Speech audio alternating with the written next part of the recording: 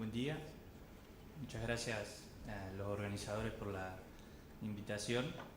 Vamos a tratar de repasar algunas ideas y dejar algunas interrogantes sobre el tema de las lesiones biliares, que definitivamente es un área de donde los cirujanos infantiles tenemos que tomar gran parte de nuestro conocimiento y la experiencia de los cirujanos de adultos.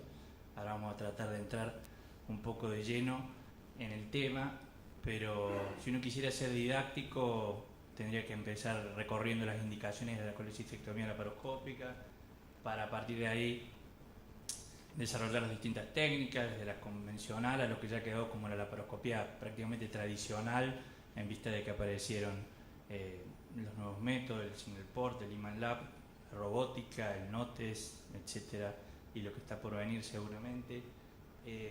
Bueno, yo no soy específicamente un cirujano que me he desarrollado en cirugía mínimamente invasiva, así que no voy a tocar este tema y se los voy a dejar que lo discutan entre los que hacen estos métodos, pero sí voy a tratar, para abordar el tema de las lesiones biliares, de hacer algunas consideraciones generales para entrar en los tipos de complicaciones y tratar de dejar claro algunos conceptos que pensamos mucho a la hora de abordar este tipo de problemática, como es la concepción de la anatomía vasculobiliar en relación a la patogenia de las lesiones y algunas cuestiones de prevención relacionadas a el desarrollo de las complicaciones inmediatas y alejadas.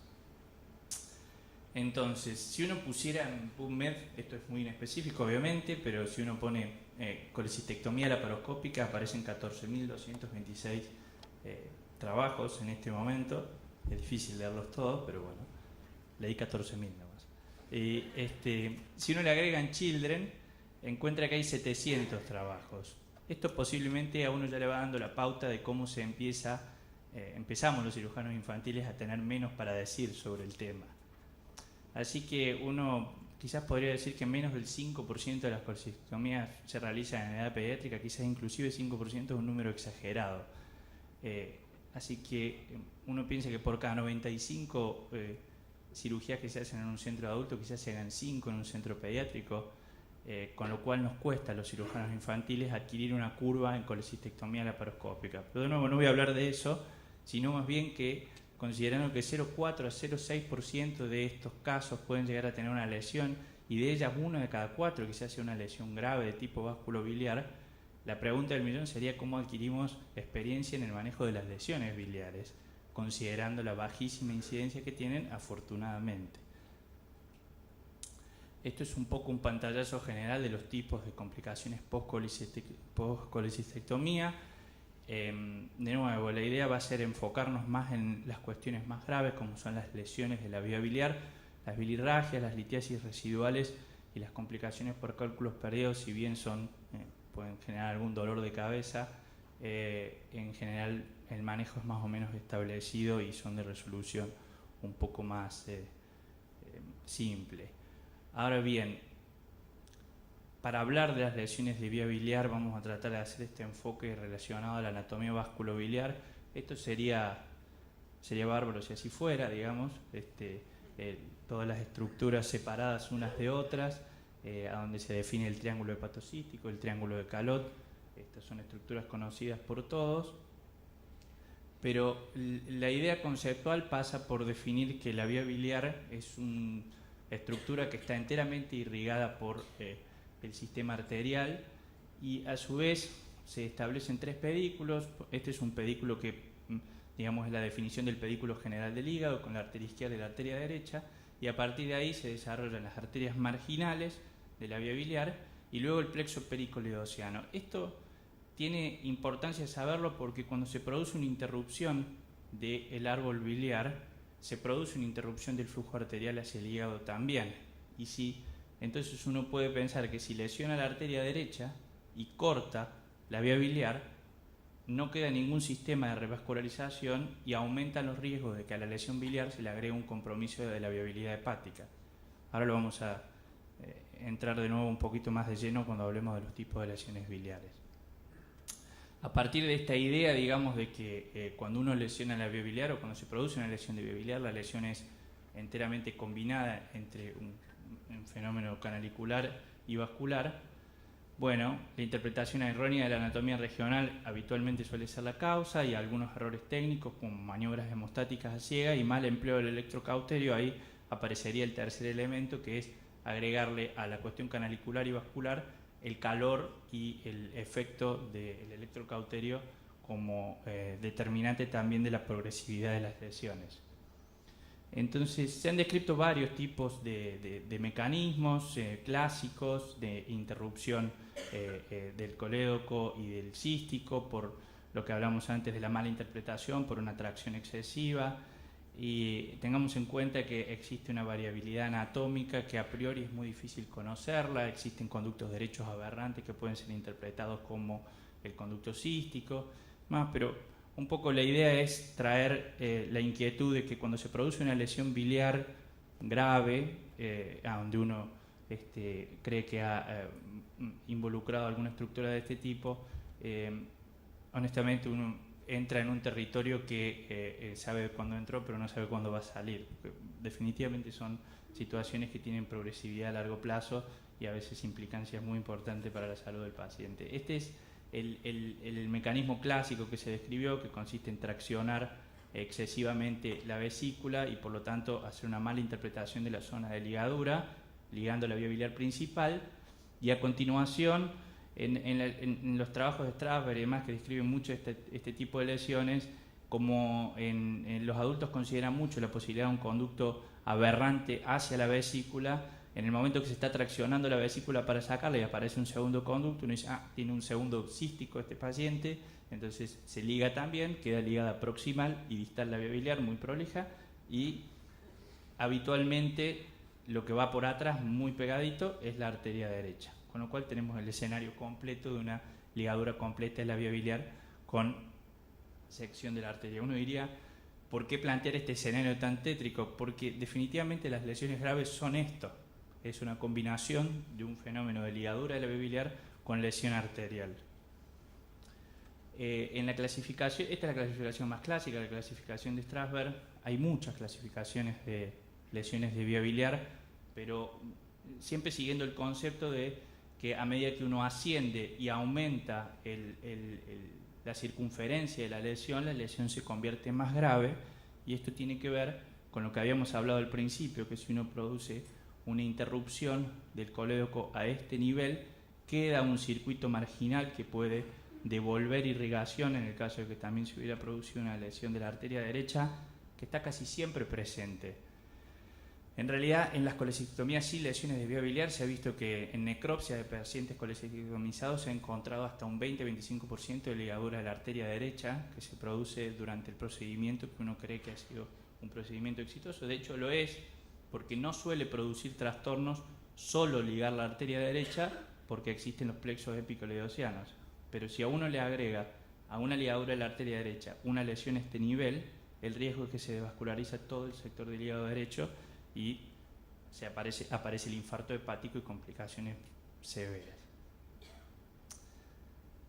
Entonces, uno se preguntaría, ¿qué hacemos cuando tenemos una lesión biliar? La descripción clásica divide o inicia el flujo de pensamiento a partir de si la lesión fue advertida durante la cirugía o si la lesión no fue advertida durante la cirugía, y a partir de ahí aparecen múltiples opciones terapéuticas, desde la conducta expectante en un paciente drenado que está en buen estado, a drenajes percutáneos de colecciones o el drenaje quirúrgico del coloperitoneo, la CPRE, es decir, el abordaje endoscópico, y radiología intervencionista es una opción que está prácticamente presente en el 100% de los casos, las reconstrucciones quirúrgicas, anastomosis terminales, biliodigestivas, hepatectomías y el trasplante hepático como última opción, yendo de los eventos menores a los eventos catastróficos como posibilidades.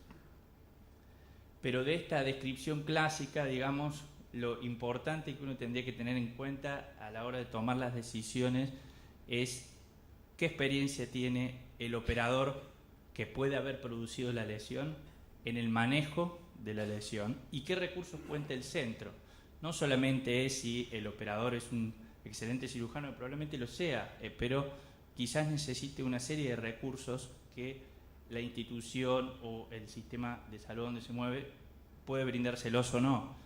Entonces, nuevamente, estas opciones terapéuticas que aparecen y el tipo de abordaje que uno le va a hacer va a seguir a la gravedad de la lesión. Entonces, quizás en una lesión grave es posible que uno haga algo inicial como un drenaje y dejar bien lavada esa cavidad, y un paciente que uno le pueda dar una buena cobertura antibiótica, y es suficiente para después, si es una lesión grave, hacer los otros abordajes en lugares donde haya experiencia y recursos suficientes. Una recomendación desde el punto de vista de lo que hablábamos recién es tratar de tener definido a priori el manejo de una eventual lesión. Esto quiere decir, la mayoría de los lugares donde se hace colecistectomía, no es necesario que las colecistectomías laparoscópicas las hagan cirujanos trasplantólogos o que hagan, de hecho, en mi caso particular no las hago, ¿sí? Pero es posible que quien haga las colecistectomías laparoscópicas debiera tener previamente un conocimiento acabado de cuál es su propia experiencia y con qué recursos cuenta en el lugar donde está trabajando, para saber a priori qué va a hacer si tiene un problema, o por lo menos tener el teléfono de alguien a quien pegarle un tubazo y seguir adelante con las decisiones con un poco más de respaldo para lo que viene. Es muy importante tener en cuenta el carácter progresivo de las lesiones vasculobiliares, por lo que si uno decide tratarlas, el seguimiento debe ser prolongado, porque quizás una reconstrucción que uno considera exitosa inicialmente desarrolla a mediano plazo alguna complicación como una estenosis, y la evolución de la cirrosis biliar secundaria es bastante traicionera, porque los pacientes suelen mantenerse muy bien durante mucho tiempo hasta que empiezan a desarrollar signos de hipertensión portal. Entonces uno considera que ha sido exitosa una reconstrucción y desarrollan estenosis silentes tardías que directamente cuando se diagnostican el paciente ya tiene una cirrosis biliar. Entonces consideran, esto lo vamos a repetir ahora y al final de nuevo, pero en las lesiones complejas los intentos de reparación en centros sin la experiencia y los recursos adecuados dificultan el manejo posterior y empeoran el pronóstico. Esto es bueno decirlo y saberlo. Es excelente marcar el límite entre la posibilidad de tratar y no tratar una lesión biliar. Afortunadamente es súper infrecuente, pero cuando aparece en una patología benigna, y nosotros que hacemos cirugía infantil, tiene un nivel de dramatismo bastante importante. Desde el punto de vista de la prevención específicamente, bueno, esto es un concepto más epidemiológico, pero la prevención primaria consiste en evitar la adquisición de una enfermedad. Para el caso de las lesiones biliares vamos a tratar de hablar un poquito de la prevención del error y algunas estrategias más enfocadas en los que hacen la laparoscopía. La prevención secundaria tendría que ver con detectar la enfermedad en los estadios precoces y hacer un diagnóstico y tratamiento temprano, y acá probablemente esté la clave en la barrera que estábamos hablando de cuándo seguir y cuándo parar. Y la prevención terciaria es la que ya tendría que ver con minimizar las secuelas y mejorar la calidad de vida de los enfermos, considerando el tratamiento definitivo de las lesiones complejas. La prevención primaria, estas son unas cuestiones un poquito más generales. La complicación es un camino que comienza cuando hay un error. Del error sigue el evento. El error es la falla de una acción planeada para arribar a un objetivo deseado, cosas que nos ocurren todos los días. Planear algo y que no salga como pensábamos, eso ocasiona el evento, que sería la lesión relacionada a ese error, y a partir de ahí se desarrolla la complicación, que sería la desviación del posoperatorio ideal. Entonces, un ejemplo, interpretar erróneamente el calot, a partir de ahí producir una lesión térmica que conduzca a una estenosis biliar. La prevención, desde un punto de vista sistémico, la prevención de las complicaciones se basa en la prevención del error. Por eso, trabajar fuertemente sobre los sistemas de seguridad es lo que en última instancia repercute en la disminución de los eventos graves. Pero hay que considerar que los seres humanos somos absolutamente falibles por naturaleza. Y el error es inevitable y es un hecho asociado al comportamiento humano. El que hace se equivoca, no hay forma de evitarlo esto. Esta es una teoría que es la teoría del queso Gruyère, que es decir que se produce un error cuando se van superando múltiples barreras. Así que a veces parece casi milagroso que se produzca un error porque hay tantas formas de evitarlo, pero a veces también parece milagroso que no se produzca un error, porque permanentemente se están produciendo deficiencias en los sistemas de seguridad. Así que la idea es tratar de ir generando sistemas de seguridad en distintos niveles. Para específicamente las lesiones biliares están descritas 3 estrategias. Una es la estrategia de la visión crítica, que consiste en identificar 2 estructuras que ingresen a la vesícula antes de la ligadura. Se ha llegado al extremo en algunos centros de altísimo volumen de colecistectomía laparoscópica, donde el problema de las lesiones biliares es un problema no solo médico-legal, sino también económico, muy importante para estos centros, de documentar en la era de la posibilidad de grabación la visión crítica de cada paciente. Es decir, cada paciente sale del quirófano con una foto de la visión crítica previo al clipado de las estructuras como documentación. La segunda estrategia que está descrita es la colangiografía intraoperatoria. Probablemente su uso generalizado no sea recomendable, pero sí en algunos casos a donde es difícil definir la estructura que uno está por ligar, hacer una colangiografía podría arrojar, por ejemplo, el sorpresivo resultado de que el paciente tiene un conducto derecho aberrante que uno quizás hubiera interpretado y hubiera ligado. También sirve como documentación. De nuevo, siempre que hablamos de las lesiones biliares, el tema médico-legal está dando vueltas porque es un procedimiento que está aceptado y súper generalizado, pero la magnitud de la lesión es tal que en muchos casos es muy difícil evitar la litigiosidad alrededor de las lesiones biliares. Así que dejar documentación de que el procedimiento tuvo estándares de seguridad no es menor. Y por último, algo de lo que se está hablando relacionado a elevar los estándares de seguridad en líneas generales de la práctica médica, equiparándolo a algunas cuestiones como la aviación y demás, es desarrollar reglas de detención, stopping rules, o sea, tener a priori elementos que van a generar la conversión, como cuando un aeropuerto no tiene los estándares de seguridad y se cierra, quizás alguien podría aterrizar ahí igualmente si fuera excelente, pero queda cerrado para todos. De esta manera, si uno dijera, por ejemplo, si a los 30 minutos no tengo una definición acabada de las estructuras, proceder a lo que sigue, o encontrarse con inflamación severa, sangrados excesivos, visión dificultosa, problemas técnicos de los equipamientos, podrían ser medidas de seguridad que uno podría establecer para decidir detener el procedimiento laparoscópico y optar por la conversión, e incluso, porque también se ha descrito bien, que a partir de la conversión, en lo que tiene que ver mucho con la ansiedad quirúrgica y demás, de tratar de resolver un caso complejo, se han producido lesiones durante la conversión de una colecistectomía laparoscópica. Entonces existe la posibilidad de dejar un lecho previo a la ligadura del cístico y hacer una colecistostomía segura, evitando lesiones mayores. Estas serían las 3 estrategias que se han descrito más en la literatura y, digamos, queda un poco a criterio de los centros que tengan más la patología biliar y el abordaje laparoscópico, definir sus estándares de seguridad. Los 3 son absolutamente combinables. Ahora, la prevención secundaria, que es el momento clave cuando se produjo la lesión. En primer lugar, mantener la sospecha diagnóstica. Por supuesto que hay cuestiones evidentes. El diagnóstico intraoperatorio, cuando se puede dar, es dramático, pero a veces es bueno porque es saberlo en el momento inicial. O si uno dejó un drenaje, notar una bilirragia, o un paciente que desarrolla una colestesis temprana, ni hablar un fallo hepático, un infarto hepático, son cuestiones muy evidentes, pero no siempre es tan evidente la lesión biliar. En esto de la colecistectomía laparoscópica y de todos los abordajes laparoscópicos, todos bien saben que cuando un paciente operado por laparoscopía anda bien, o sea, se despierta y habitualmente a las pocas horas está en su casa.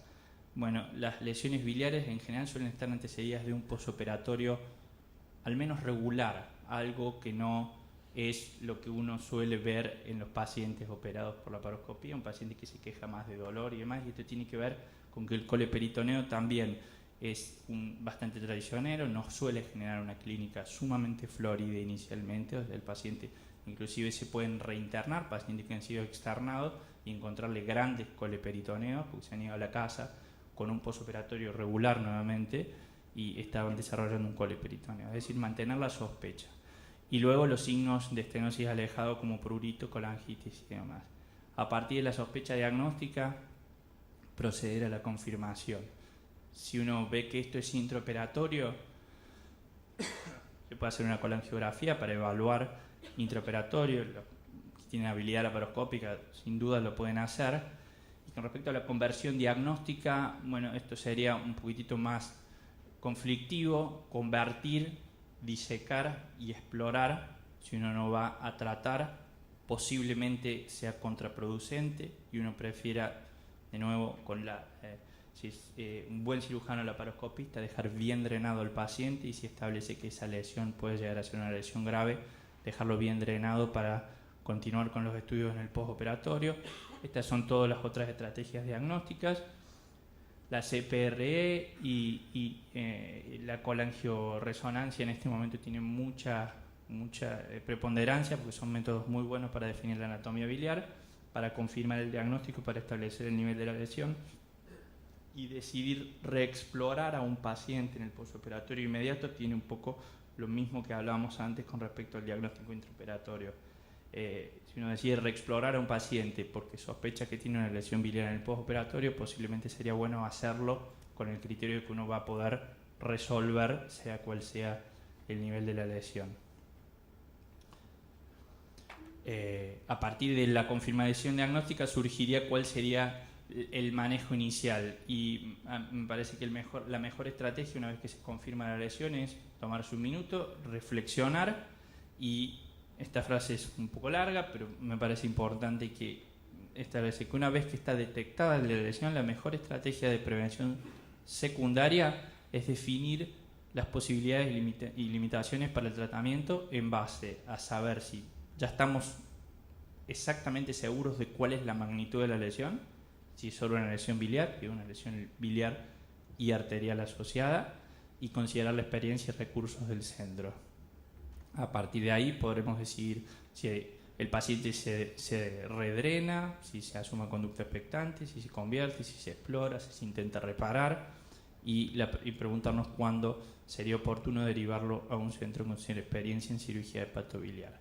De nuevo, esto lo habíamos dicho antes, en las lesiones complejas los intentos de reparación dificultan el manejo posterior y empeoran el pronóstico. Esto está absolutamente demostrado.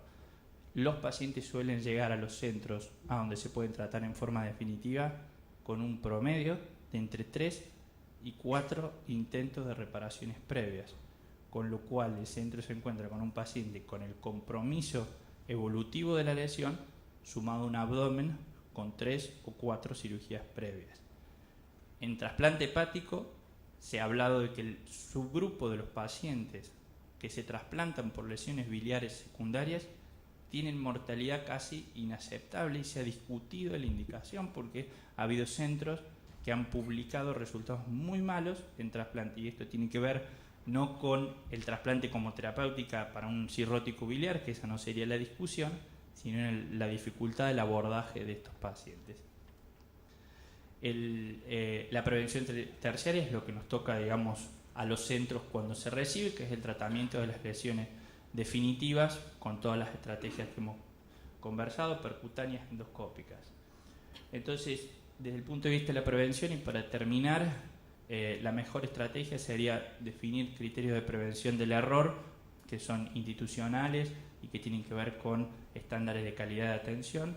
La visión crítica, la colangio y las reglas de atención serían las recomendaciones, y también determinar a priori en cada institución y cada grupo cuál sería el manejo eventual de una lesión biliar en base a la disponibilidad de sus recursos, considerando hacerlo justo y necesario, y que ante una lesión grave el paciente se beneficia más de una derivación oportuna que de la buena voluntad para resolver la complicación.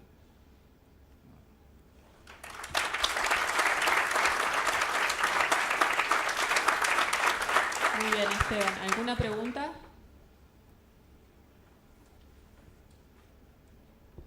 Yo te hago una pregunta, Esteban. De los 700 trasplantes que tienen en el Garrahan, ¿cuántos fueron por lesión de vía biliar? Ninguno todavía. Muy bien.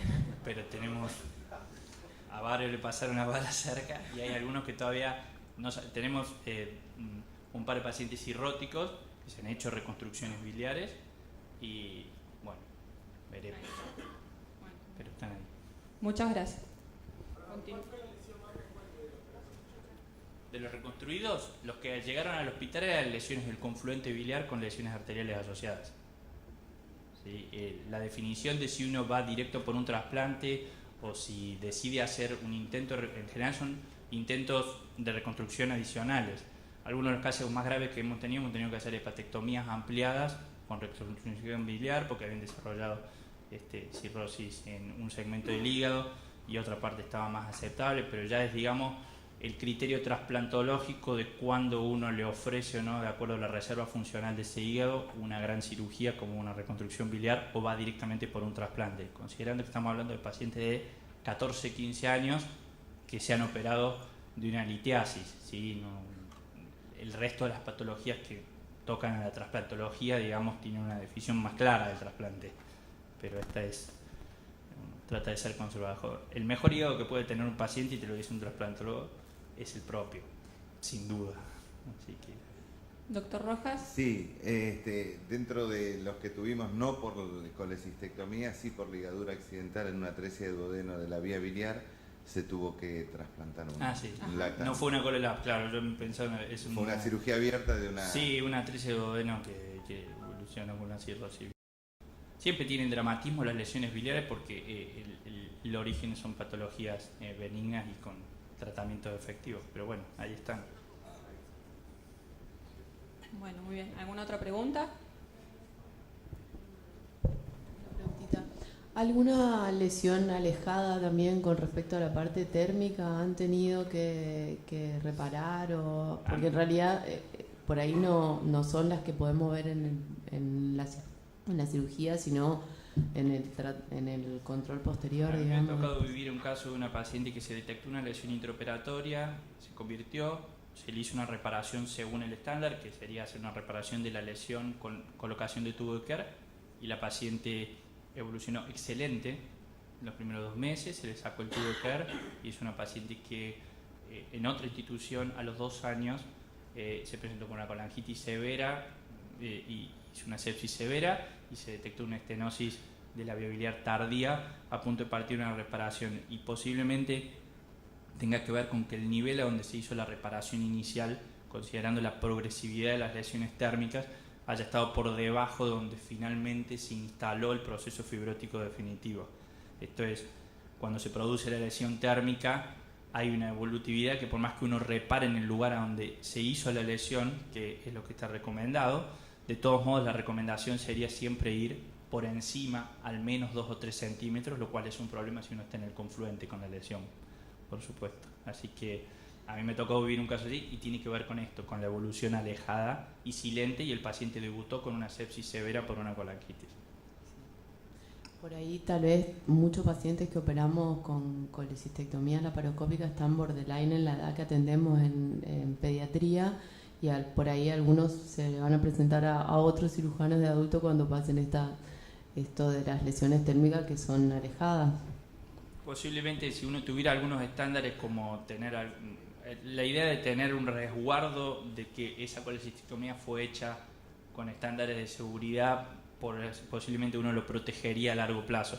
Hoy en día la mayoría de los laparoscopistas que graban sus cirugías, eso es una muy buena estrategia si se presenta una lesión alejada para tratar de ir a buscar las posibles causas y por lo menos tener una herramienta para mostrar que la colecistectomía fue hecha con estándares. Pero bueno, esto es una inquietud que queda para la pediatría, de tratar de avanzar en desarrollar estos estándares que los adultos ya los tienen muy aceitados. Bueno, muy bien. Gracias, Esteban.